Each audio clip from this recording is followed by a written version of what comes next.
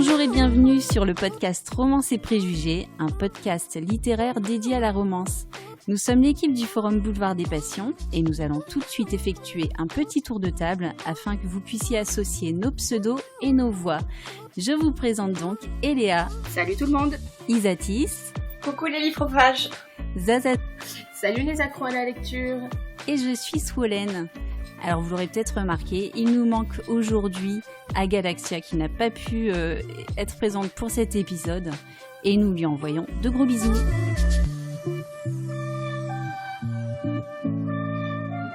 Cet épisode de lancement a pour but de vous présenter le podcast, mais également de nous présenter à vous, de parler de nos lectures préférées et surtout comment nous sommes tombés dans la romance. Alors pourquoi un podcast ? Tout est de la faute de Misty sur le forum qui a lancé cette idée de faire un podcast sur nos lectures. Mais c'est un peu aussi la faute d'Isatis. Avec sa voix de téléphone rose, on s'est dit qu'il serait dommage de ne pas en garder une trace pour la postérité. Mais quelle saveur voulons-nous donner à Romance et Préjugés ? C'est avant tout un podcast de lectrices qui s'adresse à d'autres lectrices et lecteurs. Nous ne sommes pas des professionnels de l'édition, nous ne sommes pas des auteurs, mais nous sommes des professionnels de la lecture, oui mesdames et messieurs. Et nous voulons faire de ce podcast un genre de club de lecture où nous pourrons papoter de livres et de thématiques de la romance. Il y aura parfois du débat, oui parfois le sang coulera. Mais ici, personne ne détient la vérité et nous nous adressons à vous avec bienveillance et humilité. Ce titre, Romance et Préjugés, est bien sûr un clin d'œil au classique de Jane Austen, mais il fait également référence à notre volonté de redorer l'image de la romance, car certes, il s'agit de lecture loisir, mais cela n'en demande pas moins du talent de la part des auteurs et un travail éditorial. Nous constatons également que la romance est très variée et touche divers publics. Nous aurons l'occasion de le voir dans les prochains épisodes. Nous espérons que les sujets abordés vous plairont. Ce podcast est aussi le vôtre. Les discussions continuent sur les réseaux sociaux et sur le forum. Mais avant toute chose, nous nous sommes dit qu'il faudrait vous donner une définition un petit peu stricte et générale de ce que peut être le genre de la romance. La plupart du temps, il s'agit du développement d'une histoire d'amour qui est vraiment le thème central de l'histoire. Et, il ne faut pas oublier, avec une fin heureuse. L'histoire peut se passer à n'importe quel lieu et à n'importe quelle époque, et il peut également y avoir des sous-intrigues, d'où les différents sous-genres qui peuvent exister en romance. Romance contemporaine, romance historique, romantique suspense, romance paranormale, etc., etc. Mais il faut noter que l'histoire d'amour, le développement de cette histoire d'amour est vraiment l'intrigue principale. Souvent écrit par des femmes et pour des femmes, les romances ont généralement un public féminin, et c'est un genre qui peut être un petit peu décrié malheureusement, mais qui peut être aussi très à la mode comme on a pu le voir. Après, cette définition reste quand même assez stricte et on peut toujours l'élargir comme bon vous semble. Voilà. Non, on peut pas l'élargir, je suis contre. Si, tu coupes pas.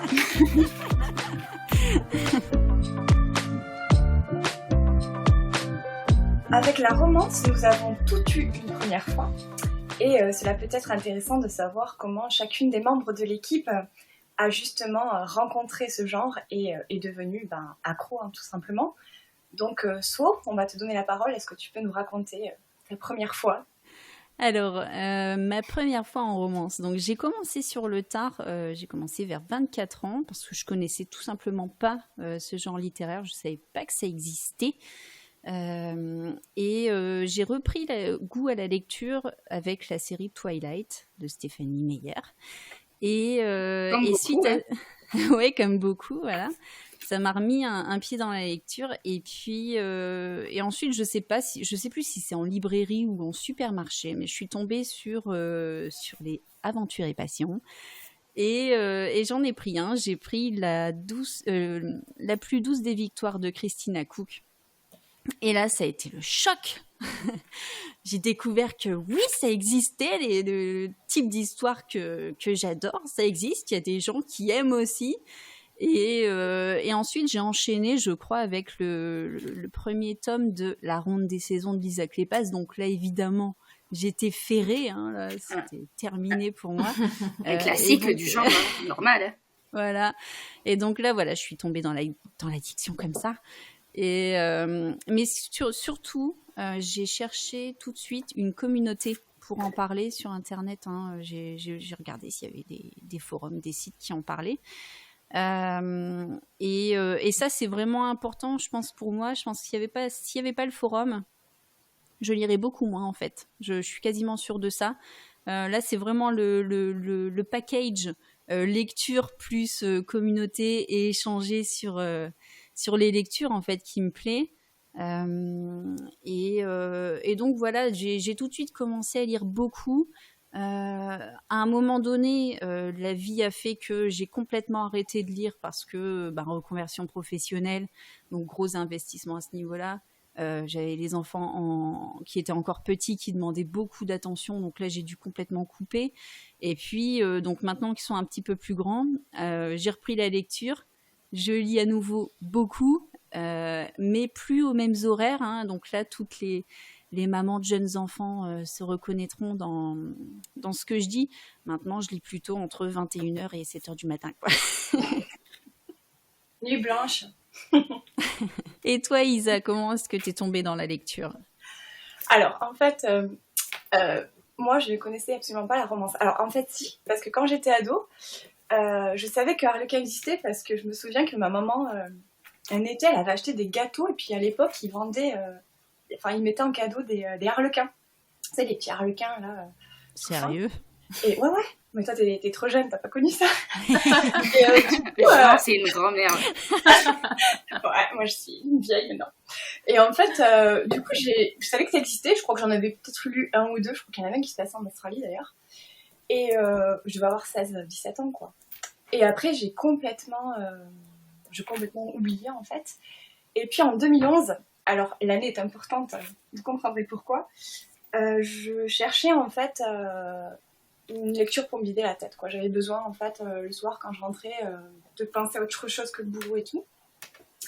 Et je voulais lire, en fait, un roman historique qui mêlait histoire, fiction et tout ça. Et je suis tombée, par hasard, sur Kathleen Woody-Wyss, Le Loup et la Colombe. Et je sais pas, j'ai trouvé la couverture sympa, il y avait un glaive et tout, et j'ai lu la première phrase du résumé, ça se passait au Moyen-Âge, super, je pense, et je savais absolument pas que c'était de la romance. Aventure et passion, je savais absolument pas ce que c'était, quoi. Enfin, je connaissais pas, quoi. Mais quand tu dis que tu as aimé la couverture, tu parles d'une couverture de l'époque, là, avec Ouais, non, mec à moitié avec un nu poil. sur un lit. Non, mais Avec la fille aux cheveux au vent. Non, justement, il y avait juste un glaive au milieu. C'est pour ça que j'ai pas fait, en fait, Enfin, voilà, j'ai pas fait... Pour moi, c'était pas une histoire d'amour, à la base. Enfin, peut-être qu'il y en avait une, mais... En fait, c'était un glaive. Et autour, je crois qu'il y avait des flammes, mais hyper sobres, quoi. Il y avait pas du tout un couple ou une nanette. Enfin, voilà. Ah ouais. Voilà. Donc, Je crois que je la vois, cette couve, ouais. Et ouais, elle est jolie. Et du coup, j'ai cliqué, j'ai acheté, et j'ai kiffé, mais j'ai trop adoré. Et là, ça y est, je suis tombée dans la romance. Et en fait, très vite après, toujours du coup en 2011, quelques jours après, je me suis inscrite sur le forum parce que je cherchais, j'y connaissais rien, quoi. En fait, j'étais comme... voilà, j'étais émerveillée, il y avait trop de titres. Du coup, je suis tombée sur le forum et voilà, pour chercher des avis. Et puis, du coup, je suis toujours là 10 ans après, comme quoi. Voilà. Ça serait marrant que tu le relis, celui-là, parce qu'il Oui. est quand même très Et polémique maintenant. Ouais. Et j'ai l'histoire. Et il faudrait que moi, il m'a traumatisée. Adoré. Tu vois. Mais c'est vrai que je devrais le relire, juste pour voir si j'ai... parce que, comme pour So, ça a été un choc, quoi. Enfin, et là, c'est ça qui m'a... Ah, j'ai kiffé. Mais je connaissais pas du tout Aventure et Passion, je connaissais pas du tout cette collection. C'est ça qui est rigolo. Voilà. Mais c'est vrai que c'est... je vais le relire, je pense. Et je vous tiendrai au courant. Je mettrai un petit avis pour dire un peu mes sensations. Moi aussi, je voulais le relire. Ça m'intéresse qu'on le relise ensemble parce que je me dis que peut-être il y aurait des trucs qui nous feraient bondir aujourd'hui. Ouais. Écoute, je pense ceux que qui ont vu.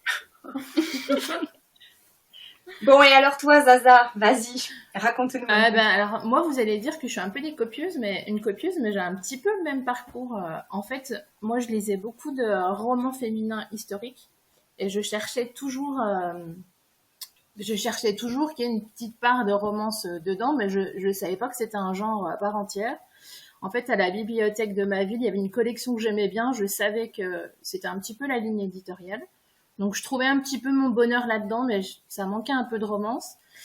Et puis, après, je sais pas trop comment, mais je me suis mise à lire des Harlequins un petit peu en cachette. Enfin, même beaucoup en cachette, d'ailleurs. Et pourtant, les Harlequins, les couvertures étaient moins traumatisantes que les AEP. Avec les filles un peu dénudées, les hommes avec la chevelure dans le vent et la chemise bien déboutonnée. Et puis, en fait, au fil de mes lectures, un petit peu en cachette, je me suis mise à chercher des informations sur Internet et je tombais régulièrement sur Boulevard des Passions. Et au point que souvent, j'allais voir un petit coup les avis avant d'acheter le livre. Et j'avais jamais lu de romance historique encore à l'époque. Et puis un jour, je me souviens qu'à Emmaüs, j'ai acheté un Julie Garwood. Ma première romance historique, c'était Un ravisseur sans scrupules. Et ils avaient fait une collection pour les 20 ans avec des couvertures super sobres. Il y avait juste un fond rouge avec des fleurs, avec le titre écrit en lettres un petit peu gothique, je sais pas trop quoi. Et donc j'avais déjà pas la honte d'acheter ce bouquin à Emmaüs. Parce que la couverture était très sobre. Et j'ai adoré. Et je pense que c'est à partir de ce moment-là que j'ai commencé à chercher sur le forum, sans jamais avoir voulu m'inscrire d'ailleurs. Et une fois, j'ai vu qu'il y avait une fille qui posait une question. Et puis plusieurs jours de suite, je voyais qu'il y avait personne qui répondait à la question. Et puis, je me suis dit, pourquoi je m'inscrirais pas pour répondre à cette fille? Mais c'était juste, je pensais pas du tout être encore là quasiment 10 ans après, parce que c'était en 2012. Et comme quoi, je suis encore là et j'ai lu de plus en plus de romances et j'ai pu découvrir de plus en plus de gens. Et oui, encore une fois, c'est le forum qui m'a mené à tout ça, parce que sinon, je pense vraiment que j'aurais complètement arrêté. Parce que j'aurais pas trouvé de guide, en fait, dans tout ça, quoi. Et cette communauté dont on parlait. Et du coup, Eléa, comment es-tu tombée dans la marmite? Alors, moi, c'est un peu différent de vous, parce que vous allez dire que j'étais précoce. En fait, j'ai toujours vu ma mère lire. Elle avait toujours un livre à la main. Je pense que ça m'a vraiment donné le goût de la lecture. Notamment des livres avec des couvertures très rouges. Vous voyez, ce dos rouge et le 4e de couverture tout rouge. Et un jour, j'avais, je pense, 13 ans, 14 ans, je sais pas. Je lui en ai chouré un. En cachette. Faut bien se documenter, hein, merde. Et je me rappelle, c'était Mise au défi de Maggie Horsburn. Donc c'était une romance historique sur fond de cow-boys aux États-Unis qui doivent guider un troupeau de buffles ou je sais pas quoi. Et il y avait 3 sœurs qui devaient accompagner les cow-boys dans leur aventure. Et je m'étais dit, putain, mais c'est génial! Alors, je précise pour les plus prudes, j'avais 13 ans, certes, mais les romances à l'époque étaient beaucoup plus chastes que maintenant. Donc, il n'y avait aucune scène olé, qui aurait pu choquer une gamine de 13 ans. Hein. C'était non, j'allais dire, c'est AEP qui t'a appris la vie, mais non, en fait. mais peut-être un peu quand même par la suite, parce que du coup après je me suis dit putain mais c'est trop bien, il y a des histoires d'amour et il y a des livres qui parlent d'histoires d'amour, c'est génial. Et du coup au fur et à mesure comme ça je continuais à faucher les livres de ma mère et j'ai par exemple lu Un cadeau empoisonné de Julie Garwood qui m'avait beaucoup marqué. C'est une histoire de pirates, toujours pareil, de romance historique, ça se passe sur un bateau, et c'était à la fois drôle, à la fois mignon, un petit peu plus sexy j'avoue, mais j'étais un peu plus grande quand je l'ai lu. Et du coup, c'est vrai que ça m'a donné envie de lire toujours plus. Et c'est à cette époque que je m'étais inscrite aussi pareil sur le forum et que du coup, en cherchant d'autres livres qui y ressemblent, tu vas chercher sur Internet des avis, des commentaires et tu notes toujours plus de livres pour ta future pile à lire. Et c'est comme ça que j'ai lu que ça pendant des années. D'ailleurs, j'ai une anecdote rigolote sur le sujet. Quand j'étais au lycée, j'avais une remplaçante en prof de français qui nous avait dit, sans gêne la nana, qu'elle était traductrice pour Harlequin. Et ça nous avait fait beaucoup rire parce que moi je voyais tout à fait ce que c'était, mais du coup la plupart de mes camarades ils voyaient que le truc de cul quoi. Et du coup je pense qu'elle aurait jamais dû dire ça cette madame, parce qu'elle Elle était tout de suite cataloguée. Donc voilà, j'étais vraiment que dans ça pendant des années. Et puis après, au fur et à mesure des ans, j'avoue que j'ai eu un petit peu besoin de diversifier mes lectures. Donc je lis pas seulement de la romance désormais, mais j'y reviens toujours. Il y a vraiment quelque chose en romance qui fait que... L'addiction, que tu as besoin de ta petite romance du mois ou de, je sais pas, de la semaine. Il y a toujours quelque chose qui fait que, voilà, que tu retournes malgré tout. D'ailleurs, les filles, j'ai une petite question pour vous. On va faire un petit jeu, une petite question piège. Imaginez que votre maison est en flammes et que vous ne pouvez sauver que 1 ou 2 titres ou séries grand maximum. Vous avez que 2 bras, faut pas exagérer. Qu'est-ce que vous choisissez? Quel livre vous sauvez en priorité dans votre bibliothèque? Horrible cette question. Ah, mais c'est horrible comme... Tu peux pas nous demander ça. Allez Zaza, justement, tiens, tu commences, vas-y. Oh là là, mon Dieu. Déjà, je sais que tu vas dire que je triche, mais dans ma poche, je mets mon Kindle. Parce que j'ai des grandes poches. Et puis, si je devais sauver en papier qu'une seule série, il n'y a pas d'hésitation, je prendrais tous les tomes de la série Temptation, enfin Tentation en français, de Ella Frank, que j'ai en 2-3 exemplaires, ça dépend des tomes, mais je les embarque tous. Et voilà, c'est tout, même si je me fais cramer le bout des cheveux, je m'en fous, je sauve ces livres. Et du coup, t'as choisi qu'une seule série, alors ça va, t'es soft. Ça va, c'est bien. Ouais, mais attends, je n'ai pas dit combien de tomes il y avait. Il y a 6 tomes, hein, donc... Bon, je te dis pas, attends, tu vas voir ce que j'ai choisi moi. Alors, moi j'ai qu'une série, mais elle fait 13 livres, donc... Moi, si je dois sauver une série de ma bibliothèque, ça sera, je pense, pour ceux qui me connaissent, une surprise pour personne, je sauve Les Ombres de la Nuit de Chris Lecole. Parce que c'est ma série chouchou de romance paranormale de tous les temps. Et je peux pas la laisser brûler. Donc, je mets des livres sur ma tête s'il faut, mais je sauve cette série. Dans les poches. Ouais, c'est ça. Dans le soutien-gorge, n'importe. Et toi, Isa? Alors, moi, je brûle vive. Non, alors... Toi, tu sauves les animaux d'abord. Non, mais déjà, tous mes chats d'abord. Et puis, non, mais après, moi, ça va être très subjectif. Ça serait donc le roman. Alors, la série Terry Michaels, Faith, Love and Devotion, et notamment le premier tome. Donc, Faith and Fidelity, je crois qu'il est paru sous le titre bien naze de Nouveau Départ en français. Pourquoi? Parce que, alors, c'est ce roman qui m'a fait basculer dans la marmite du MM. Donc déjà, voilà, c'est un roman qui m'avait beaucoup marqué parce que, avec des personnages très touchants et tout. C'est aussi grâce au forum que je l'ai découvert parce que c'est lors d'un swap que m'a swappé un gist, tu passes par là, m'a fait découvrir ce tome. Et c'est aussi un des premiers romans que j'ai lu en VO. Je m'étais fait un petit peu la main avec des nouvelles et voilà. Donc, vraiment, pour une question d'affectif, c'est Faith and Fidelity de Terry Michaels. Et je rajouterai, parce que vraiment, mes livres, c'est ma thérapie, c'est comme mes chats, Made for You d'Anita Sunday, qui a paru il n'y a pas longtemps d'ailleurs, qu'il est sorti sous le nom Petits travaux et colocation. Alors, ça vend pas du rêve, ce titre.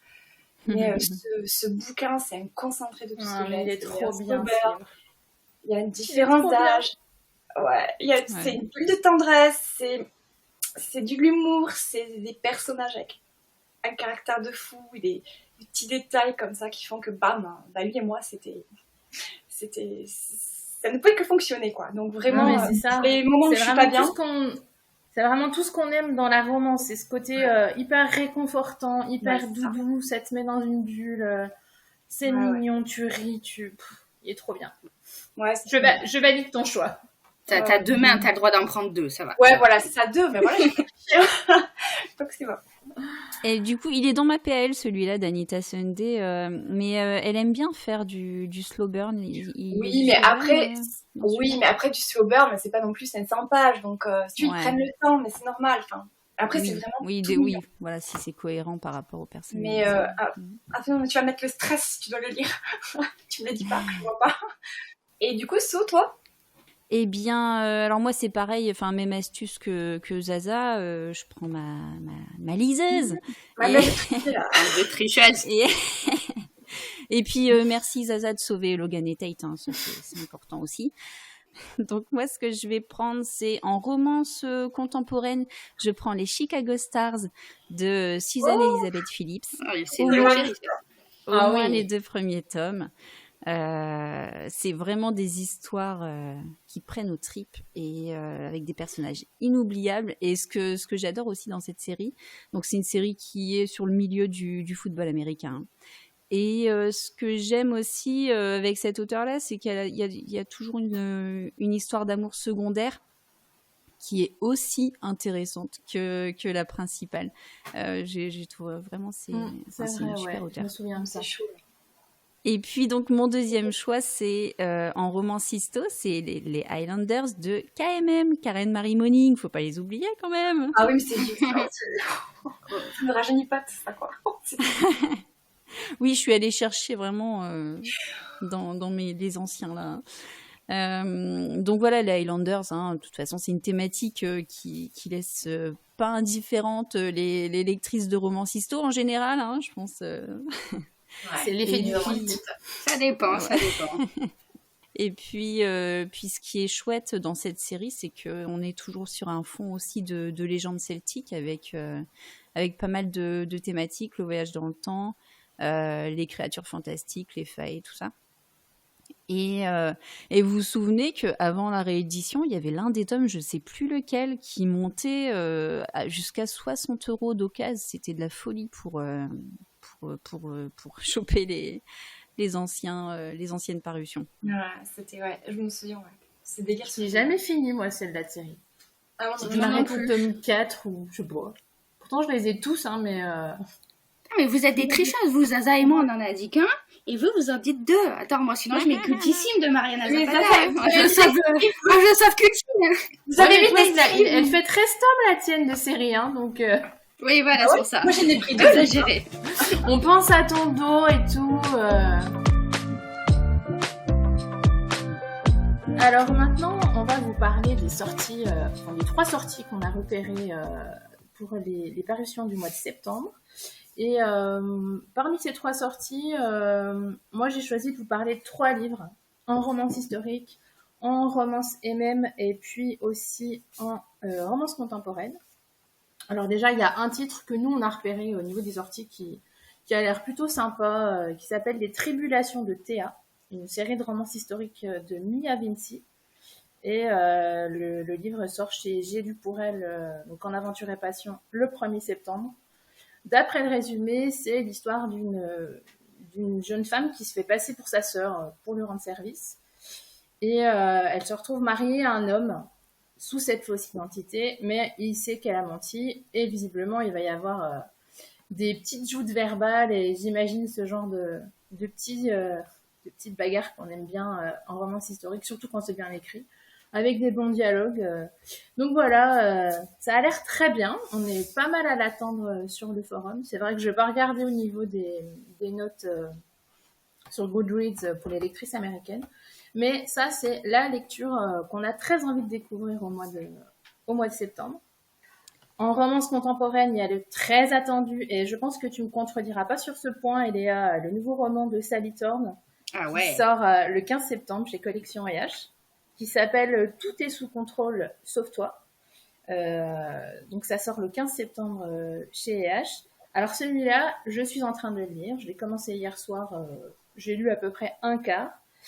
Et donc c'est un roman qui se passe aux États-Unis, dans une résidence pour retraités haut de gamme. C'est un petit peu la Rolls, le Beverly Hills des personnes âgées. Et l'héroïne, alors je sais pas comment on prononce son prénom, Rosie, elle est un peu manager du lieu. Et elle va devoir se retrouver à collaborer avec Teddy, un nouveau venu, qui a un prénom d'ourson, mais il y a une blague là-dessus dans le roman. Et voilà, il va y avoir une romance entre eux qui, je pense, va être pas mal du tout, parce que pour là où j'en suis, c'est franchement sympa. Et puis, des vieilles dames qui sont bien décidées à faire de Teddy un petit peu... imaginez un peu 2 vieilles mamies qui font un bizutage à leur esclave. C'est très drôle. Et j'espère que ça continuera parce que franchement, pour l'instant, Pour l'instant, j'ai beaucoup ri. Ah, c'est cool ça. Ouais, non, j'aime beaucoup. Donc, j'espère que la suite sera à la hauteur du début. Et puis, pour terminer, alors au départ, j'avais pas prévu de vous parler de ce livre. Au départ, évidemment, j'avais prévu de vous parler du prochain Ella Frank et Brooklyn qui sort chez Bookmark, mais je vais pas vous parler de ça. Je vais vous parler d'un roman qui sort chez Lumen le 23 septembre, qui s'appelle My Dear Effing Prince de Casey McQuiston. Qui en anglais s'appelait Red, White and Royal Blue, et c'est un roman qui a cartonné en VO. C'est un MM. Il rentre pas dans les cases qu'on pourrait caser, parce que bon, les personnages sont jeunes, donc on pourrait dire que c'est du new adulte, mais c'est pas le cas. C'est un roman du young adulte, non? Ben, au vu de l'âge des personnages, c'est pas du young adulte, mais la façon dont la romance se développe, je trouve qu'on tire plus du côté young adulte en fait. Tu l'as lu? Oui, je l'ai lu quand il est sorti en VO. Et en fait, ça raconte l'histoire d'Alex, le fils de la présidente américaine. Oui, une présidente aux États-Unis. Et Henry, le prince d'Angleterre, petit-fils de la reine d'Angleterre. Et tous les deux, ils sont ennemis, vraiment à couteau tiré. Ils se détestent. Alors, ils ont été pris en photo lors d'une bagarre, une altercation. Je ne sais plus exactement ce qui s'est passé. Et ça a fuité dans la presse. Donc, imaginez la presse à scandale américaine et anglaise qui s'empare de tout ça. Et donc, pour limiter les dégâts, le staff de la présidente des États-Unis et celui de la reine d'Angleterre décident de forcer un peu les deux garçons, Alex et Henry, devant les caméras, à être les meilleurs amis du monde. Donc, il y a le trope de la proximité forcée. Et donc tout ça, c'est pour faciliter les relations diplomatiques, d'autant que la mère de Alex, donc la présidente américaine, elle est en pleine campagne de réélection. Donc évidemment, ça l'affiche un peu mal si jamais son fils se bagarre avec le petit-fils de la reine d'Angleterre. Et toute une partie du roman est construite sur les échanges. Ils s'envoient des mails, des SMS. Toutes leurs relations en dehors des caméras se développent en parallèle de celles qu'ils ont devant la caméra. C'est super drôle. La correspondance, elle est vraiment géniale. Je me ça, j'adore, moi. Dans les romans, c'est top. J'avais vraiment trouvé ça génial. La romance, elle est plutôt douce et discrète. C'est pour ça que je disais que de ce côté-là, on est plutôt du côté du young adulte. Et puis, les personnages secondaires sont vraiment bien. Donc, si vous avez un roman MM à découvrir à la rentrée, si vous avez envie de découvrir quelque chose de nouveau, de frais et de drôle, achetez ça. C'est tentant tout ça. Moi, c'est vrai qu'il y en a que j'avais déjà mis dans ma PAL. Et le Sally Thorne, du coup, tu l'as commencé. Est-ce qu'on est dans le slow burn comme pour Meilleurs Ennemis? Ah, mais Swo, c'est bien le slow burn. Mais moi, ça me traumatise. Écoute, pour l'instant, j'en suis à 25% et il n'y a rien du tout. Hein. D'accord. C'est bien quand ils prennent leur temps, écoute. Mais oui. Tu vas hurler, j'en suis à pas 25%, j'en suis à 39%. Ça y est, bon, c'est mort.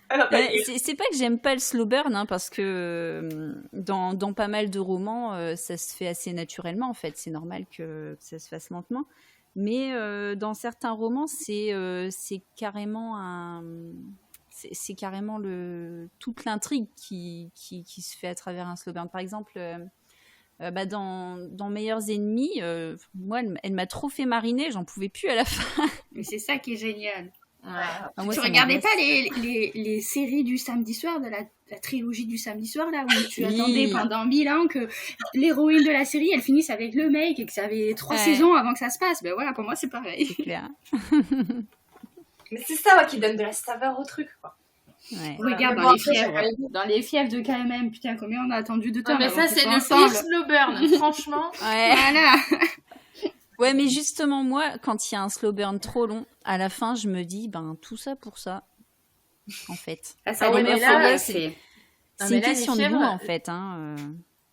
Les fièvres, c'est un bon exemple, parce qu'on attend, je sais plus, 3 tomes. Moi, j'étais... 4,5, hein. 4,5. Mais enfin, quoi. Au moment où ça arrive, c'est là où tu dis, ouais, ça valait le coup quand même.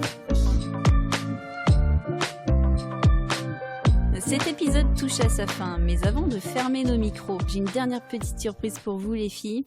Vous allez voir, ça va être peut-être un petit peu douloureux, mais ça sera rapide. Aïe, aïe, aïe.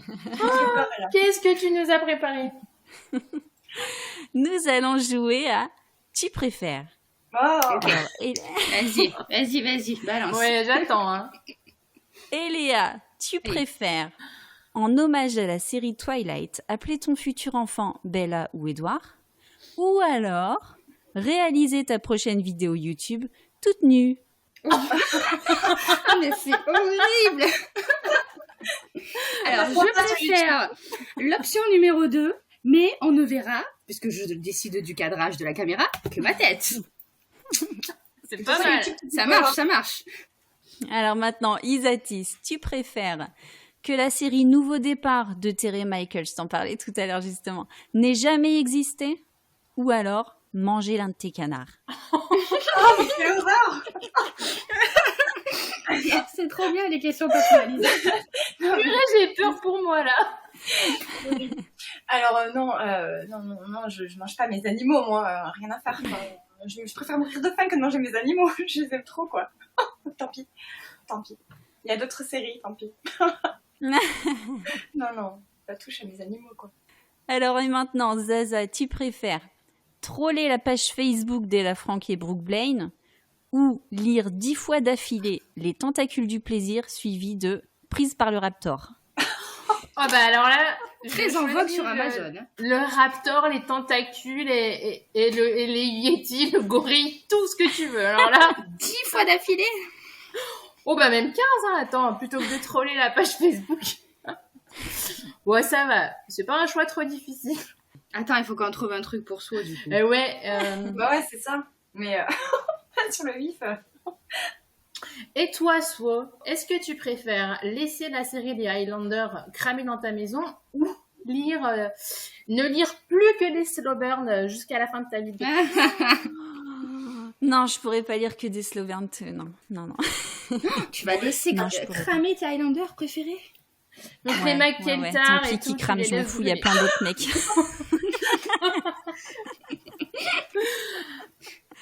Non, je peux pas. Non, moi, il me faut de la romance cool, détente. Sauf certains slow burn, par exemple, c'était sur la série de Freya Barker, Aurore Boréale, où là, on a quand même un slow burn. Enfin, voilà, ça met du temps, la romance met du temps à s'installer, mais en fait, c'est normal. Oui, j'ai vécu. Et là, pour moi, c'est même pas un slow burn en fait. Enfin, je les considère même pas comme des slow burns. Ceux-là, c'est par rapport au personnage, ou par rapport au contexte, ça met du temps à s'installer et c'est normal. Oui, puis il se passe des trucs entre eux sans que ce soit des trucs de couple. Enfin, ça fait bizarre à dire, mais c'est un petit. Mariana Zapata, c'est pareil en fait. Ouais, ils se rapprochent. Ils sont amis d'abord peut-être. Ils sont amis, puis des fois le moindre, et justement dans ces trucs-là, le moindre geste ou le moindre regard, c'est tout de suite beaucoup plus intense, même si c'est juste, il va lui prendre la main pour je sais pas quoi, ou juste lui faire un bisou sur la joue. Bah, des fois, rien que ça, c'est fou. Bref, il faudra faire un prochain épisode spécial lecture slow burn. On a de quoi en parler dans un podcast. Nous espérons que cet épisode de lancement vous aura plu et que vous vous êtes reconnus, vous aussi, dans nos anecdotes. Nous vous donnons rendez-vous bientôt pour un prochain épisode. D'ici là, l'aventure continue sur les réseaux sociaux et sur le forum où nous vous laissons la parole. Dites-nous comment vous êtes tombés dans la romance. Et surtout, oubliez vos préjugés et lisez de la romance. Salut! À bientôt! À bientôt.